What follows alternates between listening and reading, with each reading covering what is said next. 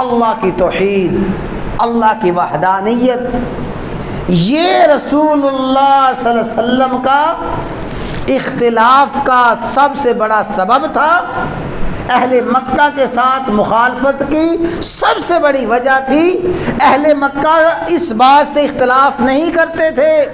آپ قریشی ہیں، اہل مکہ اس بات سے ہرگز اختلاف نہیں کرتے تھے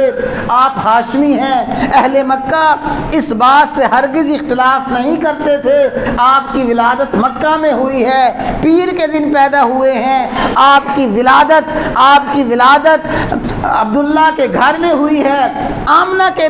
بطن سے ہوئی ہے، حلیمہ سعدیہ نے آپ کی پرورش کی ہے۔ یہ سارے کے سارے حالات، ساری کی ساری باتیں مکے والے مانتے تھے۔ مکے والے کہتے تھے آپ سے بڑا صادق کوئی نہیں ہے، مکے والے کہتے تھے آپ سے زیادہ خوبصورت کوئی نہیں ہے، آپ سے زیادہ حسن و جمال والا کوئی نہیں ہے، آپ سے زیادہ قابل اعتماد کوئی نہیں ہے، صلہ رحمی کرنے میں آپ بے مثال ہیں، اور مشکلات میں پھنسے ہوئے لوگوں کے کام آپ آتے ہیں، بیواؤں کے آپ کام آتے ہیں، یتیموں کے والی ہیں اور بے سہاروں کے سہارا ہیں۔ ساری کی ساری باتیں مکہ کے تمام لوگ مانتے تھے، لیکن آغاز اسی وقت ہوا مخالفت کا جب آپ نے فرمایا ایھا الناس قولوا لا الہ الا اللہ، جب اللہ کی الوہیت بیان کی اسی وقت اختلاف ہوا۔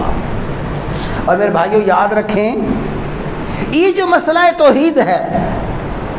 یہ مسئلہ توحید صرف رسول اللہ صلی اللہ علیہ وسلم نے ہی سب سے پہلے بیان نہیں فرمایا، بلکہ فرمایا وَمَا أَرْسَلْنَا مِن قَبْلِكَ مِن رَّسُولٍ إِلَّا نُوحِي إِلَيْهِ أَنَّهُ لَا إِلَٰهَ إِلَّا أَنَا۔ آپ سے پہلے جتنے رسول آئے ہیں، ہر رسول نے سب سے پہلے یہی دعوت دی ہے کہ لوگوں کہہ دو لا الہ الا اللہ، اللہ کے علاوہ الہ کوئی نہیں ہے۔ تو ہر نبی نے بھی سب سے پہلے لا الہ الا اللہ کی دعوت دی، اور ہر نبی کے ساتھ دشمنی، ہر نبی کی مخالفت اسی وقت ہوئی جب اس نبی نے لا الہ الا اللہ کی دعوت دی، اور رسول اللہ صلی اللہ علیہ وسلم کے ساتھ اختلاف کا سب سے بڑا سبب اور سب سے بڑی وجہ یہی لا الہ الا اللہ کی دعوت تھی۔